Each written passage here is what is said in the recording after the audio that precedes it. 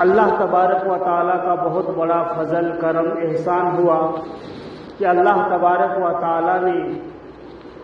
ہزاروں کروڑوں لوگوں میں ہم سب کو اور ہم میں سے صرف 2-4 لوگوں کو اللہ تعالیٰ اس بستی سے حرمین شریفین کی زیارت کے لیے اللہ تعالیٰ نے چنا ہے۔ یہ بڑے خوش نصیب ہیں آپ لوگ اور بڑے نصیبہ والے ہیں کہ اللہ تبارک و تعالیٰ اپنے دربار میں آپ کو بلا رہا ہے، اور اللہ تبارک و تعالیٰ نصیب اور خوش نصیب بندوں کو ہی انتخاب فرماتا ہے، اس لیے کہ یہ عبادت نہ مال سے ہے، نہ حکومت سے ہے، نہ طاقت سے ہے، نہ اثر و رسوخ سے کیا جا سکتا ہے۔ یہ عبادت صرف اور صرف اللہ کے حکم اور رسول اللہ صلی اللہ علیہ وسلم کی مرضی سے، کہ اللہ جس کو چاہتے ہیں اسی کو بلاتے ہیں۔ آپ ہندوستان کی تاریخ اٹھا کر کے دیکھیے کہ الحمدللہ ہندوستان میں مسلمانوں کی حکومت 850 سال کی، اور 850 سال میں کتنے بادشاہ ہوئے ہوں گے اور کتنے بادشاہ گزرے ہوں گے، لیکن بڑی افسوس کے ساتھ یہ بات کہی جا سکتی ہے کہ اتنا حکومت رہنے کے باوجود، طاقت رہنے کے باوجود، مال رہنے کے باوجود ان بادشاہوں کو حج کرنا نصیب نہیں ہوا۔ یہاں تک کہ شیر میسور حضرت علامہ مولانا بہت ہی پرہیزگار شیر دل حضرت مولانا ٹیپو سلطان صاحب رحمت اللہ وبرکاتہ، یہ بہت ہی عبادت گزار تھے، تہجد گزار تھے، اور قرآن کے قاری تھے، تلاوت میں مصروف رہتے تھے، لیکن افسوس کی بات یہ ہے کہ اللہ تبارک و تعالیٰ نے انہیں بھی حج کا موقع نصیب نہیں دیا۔ یہ الگ بات ہے کہ ان کی جنگی مصروفیات تھی، لیکن ان تمام باتوں سے ہمیں اور آپ کو یہ پتہ چلتا ہے کہ اللہ جس کو بلاتے ہیں وہی جاتا ہے، اور جس کو موقع دیتے ہیں وہی اس دربار تک پہنچ سکتا ہے، ورنہ روپیہ دولت پیسہ سے کوئی نہیں جا سکتا۔ تو ہم اور ہم میں سے آپ لوگ بڑے نصیب والے ہیں کہ اللہ تبارک و تعالیٰ آپ کو بلا رہا ہے۔ تو سب سے پہلے ہمیں اور آپ کو اپنی دلوں کی کیفیت کو بدلنا ہے، اور وہ کیفیت کیا ہے؟ تمام چیزیں یعنی شرک، خاص کر کے شرک سے بیزاری کا اعلان کرنا ہے، اور اللہ تعالیٰ کے سامنے یہ کہنا ہے کہ اے اللہ ہم صرف تیرے ہیں اور تجھ سے ہی مدد مانگنے والے ہیں، اور کسی غیر سے ہم مدد مانگنے والے نہیں ہیں۔ اسی لیے کلمہ شہادت کے اندر 2 بار گواہی ہے، اسی طرح اس تلبیہ کے اندر اللہ تبارک و تعالیٰ نے 2 مرتبہ لا شریک لک لا شریک لک کا اعلان کروایا ہے کہ ہم تمہاری 2 بار کی گواہی کو قبول فرمائیں گے۔ لہذا جب بندہ کہتا ہے لبیک اللہم لبیک لا شریک لک لبیک ان الحمد والنعمت لک والملک لا شریک لک، تو یہاں پر بھی 2 مرتبہ بندہ اعلان کرتا ہے کہ اللہ میں آپ کے علاوہ کسی کو خدا نہیں مانتا، آپ کے علاوہ کسی کو جو ہے نا پرستش کے لائق نہیں مانتا، آپ ہی مددگار ہے، آپ ہی حاجت روا ہے، آپ ہی مشکل کشا ہے۔ تو اس تسبیح کو اور اس تلبیہ کو ہم بار بار پڑھیں اور اعلان کریں کہ بے شک پروردگار تو ہی میرا پالنہار ہے اور ساری چیز ہے۔ دوسری بات، انسان جب حرم محترم میں جائے گا تو سب سے پہلے وہ حجر اسود کے سامنے کھڑا ہوگا، اور کعبے کی دیدار ہوگی اس گھر کا۔ تو اللہ تبارک تعالیٰ کے رسول صلی اللہ علیہ وسلم نے فرمایا کہ جب بندہ اللہ کے گھر کو دیکھتا ہے اس وقت جو دعائیں مانگتا ہے اللہ تعالیٰ اس کی دعائیں کو قبول فرماتے ہیں۔ فرمایا اس وقت کیا دعا کرنی چاہیے؟ تو علماء مفسرین نے لکھا ہے کہ سب سے پہلے حاجی جب کعبہ اللہ کو دیکھے تو یہ دعا کرے کہ اے اللہ جو بھی میں دعا کروں گا اس دعا کو قبول فرمانا۔ تو سب سے پہلے ہماری زبان سے یہ دعا نکلنی چاہیے کہ پروردگار عالم جو بھی ہم دعا کریں گے ان تمام دعاؤں کو قبول فرمانا۔ اور حجر اسود کے پاس کھڑا ہونے سے پہلے، کیونکہ حجر اسود ایک ایسا پتھر ہے، ایک ایسا پتھر ہے کہ جس کو اللہ تبارک و تعالیٰ قیامت کے دن 2 آنکھ دیں گے اور زبان دیں گے،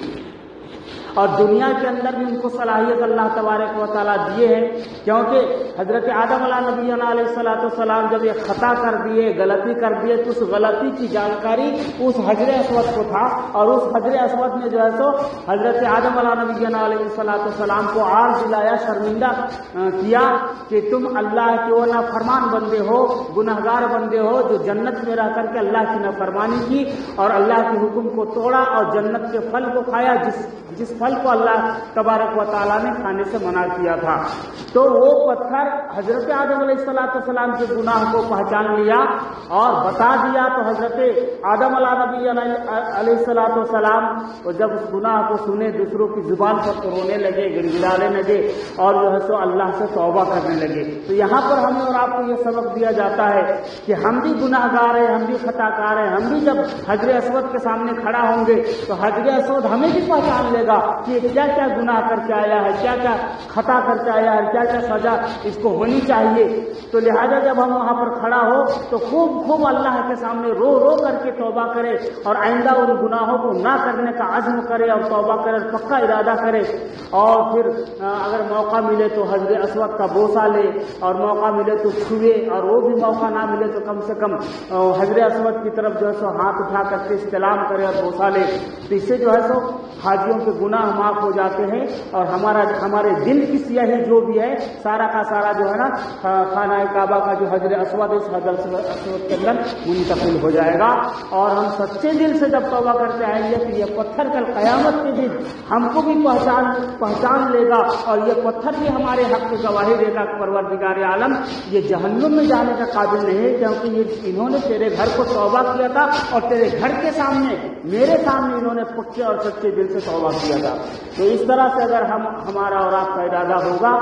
اور ہمارا اور آپ کا یہ عزم ہوگا، حوصلہ ہوگا، تو یقیناً اللہ تبارک و تعالیٰ دنیا میں اور آخرت میں دونوں جگہ پر کامیابی عطا فرمائے گا۔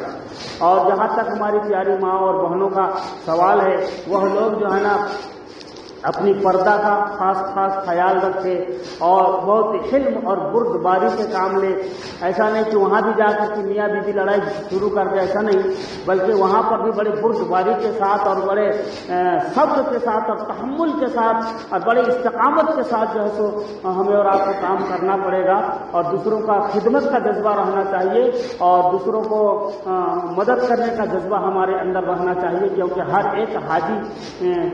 مسافر ہوتا ہے، اور ہر کوئی جو ہے پریشانی کے عالم میں ہوتا ہے۔ تو اپنی ذات سے جتنا ہو سکے دوسروں کو کھانا کھلانا ہے، دوسروں کا بوجھ اٹھانا ہے، دوسروں کو مدد کرنا ہے، دوسروں کو راستہ بتانا ہے، اگر کوئی بھٹکا ہوا آ جائے تو اس طرح سے۔ اور بہرکات یہ میدان عرفات ہے، مزدلفہ ہے، مینا ہے، ان تمام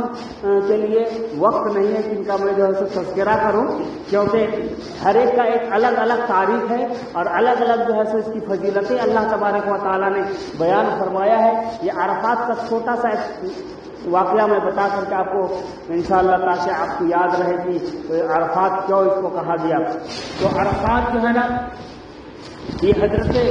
آدم علیہ نبینا علیہ السلام اور حضرت حوا علیہ السلام کی ملنے کی جگہ ہے، اس لیے اس کو میدان عرفات کہتے ہیں کہ جان پہچان ہونے کی جگہ،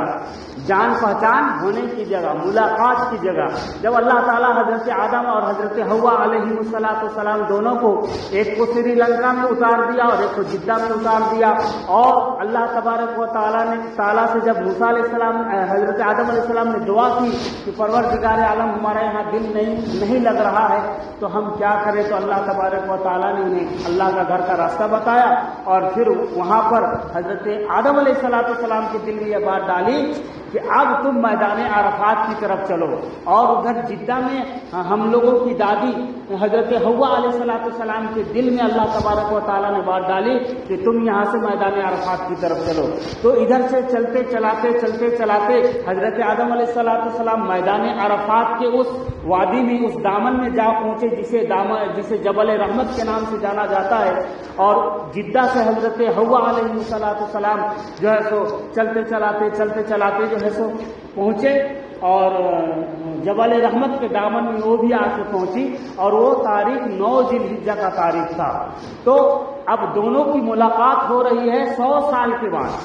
कितने? 100 साल के बाद मुलाकात हो रही है। और जब 100 साल के बाद मुलाकात हुई तो जो जिस जगह पर मुलाकात हुई वो जगह जबल रहमत के नाम से जाना जाता है। वहां पर एक बड़ा सुतून की तरह जो है सो बना दिया गया है, और वहीं पर जो है सो हजरत आदम अलैहिस्सलाम और हजरत हव्वा अलैहिस्सलाम दोनों की मुलाकात होती है। और वह लोग जो है ना पूरा दिन, यानी सुबह के वक्त मुलाकात होती है, सुबह से लेकर के शाम तक ये लोग दिन भर वहां दिन गुजारते हैं 9 ज़िलहिज्जा को। इसलिए हाजियों को हुक्म है कि 9 ज़िलहिज्जा को वहां पर जो है ना हाजी पूरा दिन गुजारे। जैसे ही शाम होने वाला होता है तो फिर फौरन वहां से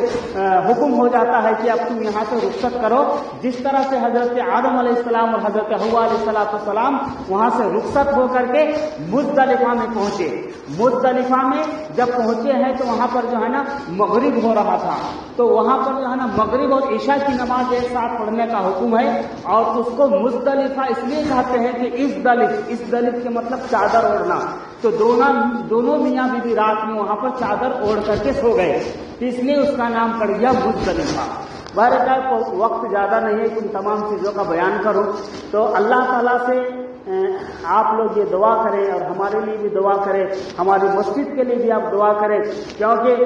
मर्दों की भी दुआ को अल्लाह कबूल फरमाता है, उसमें औरतों की दुआ और ज्यादा अल्लाह तबारक व तआला कबूल फरमाता है। क्योंकि वहां पर हजरत हव्वा अलैहिस्सलाम ने भी रो रो करके दुआएं मांगी थी और दुआएं कबूल हुई और दोनों को मुलाकात हुई। बहरकैफ आप लोग हमारी मस्जिद के लिए भी दुआ करें, हमारे लिए भी दुआ करें, अपने मुल्क के लिए दुआ करें, खासकर बोड़ोपल बस्ती के लिए दुआ करें और यहाँ के तमाम मुसलमानों के लिए दुआ करें कि अल्लाह ताला सबको पक्का सच्चा नमाजी बनाए और नौजवान नस्ल को अल्लाह ताला जो है तो माँ बाप का फर्माबरदार बनाए, बड़ों का अदब करने वाला बनाए। और जो नौजवान बच्चे बेरोजगार है, रोजी के लिए परेशान है, उनके लिए भी दुआ करें कि अल्लाह ताला उनको रोजगार से जोड़ दे। बस अल्लाह ताला से ही दुआ है और आपसे गुजारिश है कि आप हमारे हक में भी दुआ करें। आइंदा साल अपना भी इरादा हो रहा है, दुआ करें कि अल्लाह ताला जो है ना हमको भी उस दरबार पर अपना बुला ले और हरमैन शरीफैन की ज़ियारत की तौफीक नसीब फरमाए। अल्लाह ताला कहने